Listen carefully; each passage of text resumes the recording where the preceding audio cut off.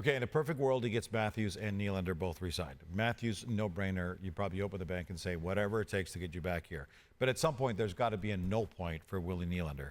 What's that no point for you? How high can the Leafs go in an offer for Willie Nylander before they say, sorry, man, we can't do that. We got to move you. Maybe it's more than you think. Maybe it's more than I think. Like, it really depends what the team's willing to do. They have a number of players. But they got to keep some money back for the rest of their roster. They do, and we've seen that with other teams now, where you have to keep some money to fill out the rest of your team and have some depth. I will say this.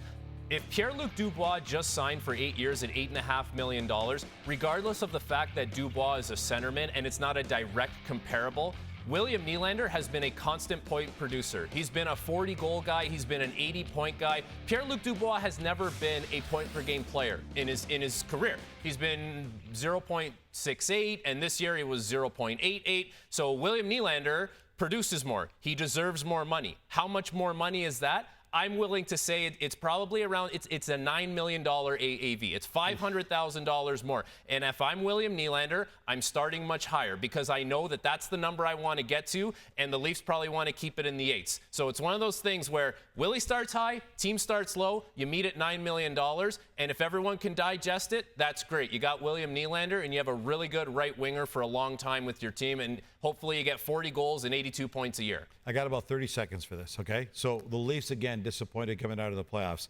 They're coming back with the core four. They're trying to. They're coming back with the same head coach. The only real change they've made is at the GM position. Have they done enough?